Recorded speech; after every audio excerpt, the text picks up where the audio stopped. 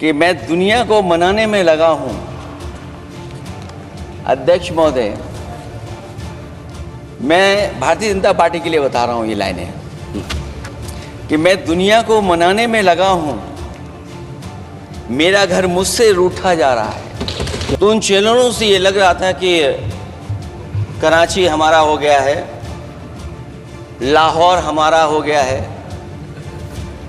किसी चैनल ने किसी को ये भी बताया कि हमने उनको पकड़ भी लिया है। जो कमेंट्री, जो विजुअल्स थे, वो ऐसा लग रहा था कि अध्यक्ष महोदय अब पीओके हमारा हो जाएगा, सरकार सीज फायर करेगी, सरकार ऐलान करेगी। लेकिन इनकी मित्रता बहुत है, बहुत गहरी मित्रता है, और उसका परिणाम ये है कि इन्होंने अपने मित्र से ही कहा कि आप ही सीज फायर अनाउंस कर दीजिए, हमारी कोई जरूरत नहीं है, हम सीज फायर आपसे ही स्वीकार कर लेंगे। लोकसभा में ऑपरेशन सिंदूर पर चर्चा के दौरान समाजवादी पार्टी के अध्यक्ष और कन्नौज से सांसद अखिलेश यादव ने अपने पार्टी का पक्ष रखा। अखिलेश यादव अपने उसी रंगों और तेवर में नजर आए जिस तरीके से वो बात करते हैं। उन्होंने शुरुआत से ही भारतीय जनता पार्टी पर तंज कसे। उन्होंने शायरी सुनाई और तो और उन्होंने इस पूरे बयान में मीडिया को भी नहीं छोड़ा। उन्होंने कहा कि हमने राष्ट्रीय मीडिया पर देखा कि कराची पर कब्जा हो गया है। उन्होंने अमेरिका के सहारे प्रधानमंत्री नरेंद्र मोदी पर भी निशाना साधा, हालांकि उन्होंने सीधे उनका नाम नहीं लिया। माननीय, मैं बताऊंगा, मैं उस पर ही बोलूँगा। माननीय सभापति, मैं धन्यवाद देता हूं आपको कि आपने मुझे बहुत महत्वपूर्ण विषय पे बोलने का मुझे मौका दिया। अभी मैं तमिलनाडु के डीएमके की माननीय सदस्य कानिमोझी जी को मैं सुन रहा था, और उन्होंने, मैं उनको धन्यवाद देता हूं कि कई महत्वपूर्ण बातें उन्होंने रखी, और अभी भी उनको अपनी अच्छी बातों के लिए बधाई मिल रही है।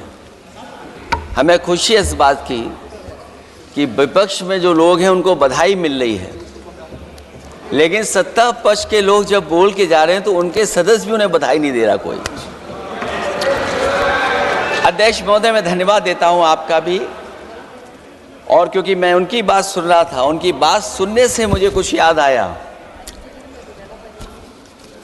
मैं ये कहना चाहता हूं 2 लाइनों में कि मैं दुनिया को मनाने में लगा हूं। अध्यक्ष महोदय, मैं भारतीय जनता पार्टी के लिए बता रहा हूं ये लाइनें कि मैं दुनिया को मनाने में लगा हूं, मेरा घर मुझसे रूठा जा रहा है।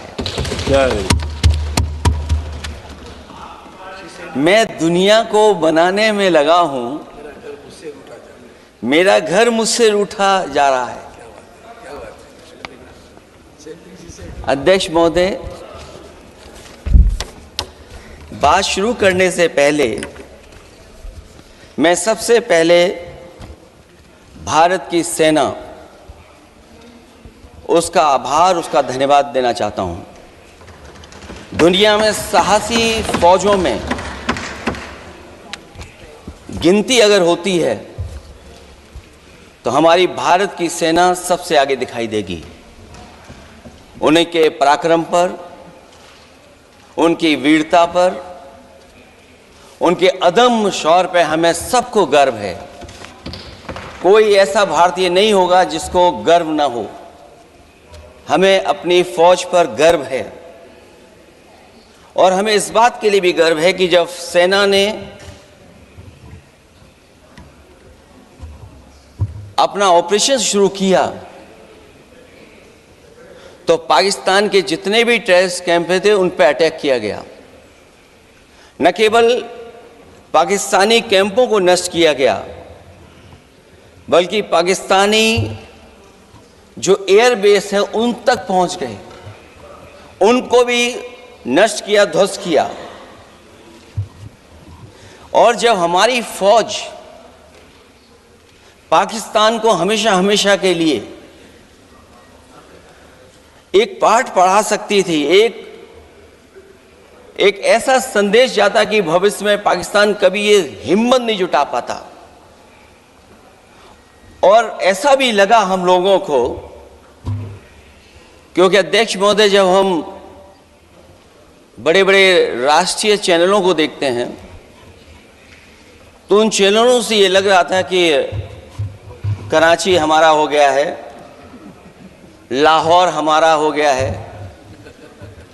किसी चैनल ने किसी को ये भी बताया कि हमने उनको पकड़ भी लिया है। जो कमेंट्री, जो विजुअल्स थे, वो ऐसा लग रहा था कि अध्यक्ष महोदय अब पीओके हमारा हो जाएगा। हालांकि सरकार के इंजनों को मैं टकराता हुआ देखता हूं। हो सकता है ये मेरा भ्रम हो, लेकिन पीओके के मामले में सभी इंजन हमें एक दिखाई देते हैं।